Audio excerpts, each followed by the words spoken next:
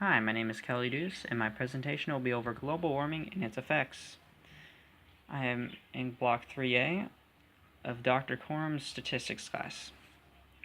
Global warming has been a dreadful effect of human innovation and advancement throughout the course of humanity's progress and growth to what it is today.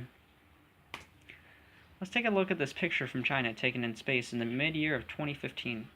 Large portions of the vast country are not visible because of massive clouds of smog that blanket the country, mainly from the coal factories they use to generate power. Many of them don't actually run off the power grid. They make their own power at the factory because of certain policies they have over there that we don't have in the US. On the same day that this picture was taken, the Air Level Quality Index that measures dangerous particles in the air actually hit 666 in Beijing.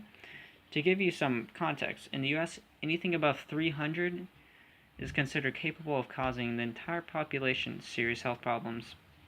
The US scale actually tops out at 500 exactly. Again, just to give you context, the whole thing.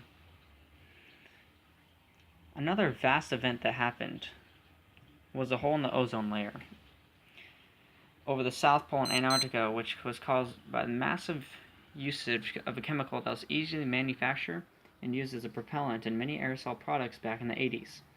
Just before its discovery, it was just discovered after the Chernobyl catastrophe. A British science team was in Antarctica to discover to measure the effects of the rapid increase of radiation from the disaster at Chernobyl and discover the hole. Since then, there's been a worldwide ban on the chemical, and the effects are astonishing. The hole has been healing itself over time and shrinking. The picture you see on screen right now is from mid-spring, which is when the hole is open the widest. For the rest of the year, it's closed nowadays. Back in the 90s, that was not the case. The hole was a third the size bigger and open year-round. Just to give you some context. The Cold War was a technological race between the two superpowers of the world at the time, the US and the Soviet Union. It lasted many decades and started just after the Second World War's conclusion. At the height of the war, the reactor at Chernobyl had a meltdown, resulting in plumes of radiation-saturated steam to go up in the air, and that lasted for a long time, and only recently just got a gigantic custom-made steel dome over the whole facility that would block any more radiation from escaping the reactor. As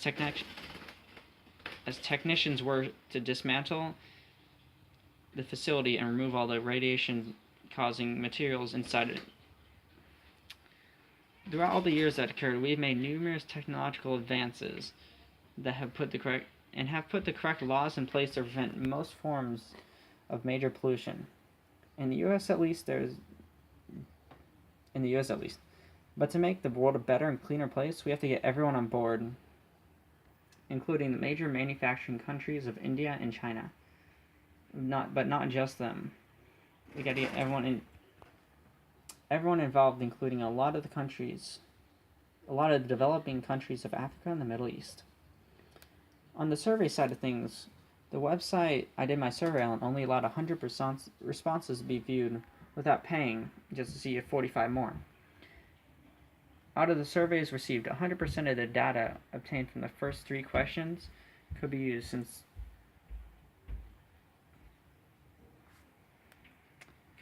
since they are multiple choice, and imposed a short answer, I got a wide variety of new ways to stay resource efficient that I'd not previously thought of. Just naming off a few of the ones that I like the most: policy change to prevent pollution, of course, through your state governor and ultimately up to Congress. More renewable energy sources. And right now, Vermont's the most energy efficient state, running off 100% renewable energy, with Ohio being the worst. Being in the Appalachian Mountains, they have a vast supply of coal, so that leads into that. And everywhere else is in between. This year alone, 20% of the U.S.'s power was from nuclear fission reactors dotted across the country.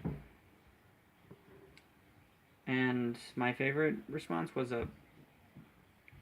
I got 15 answers to recycle more, which I like the most. And this one, let's finish up things. Do you think our future of our environment will be affected by actions of our generation today? 88% of people agreed with that, which I liked. Anyway, this has been my presentation. Happy holidays.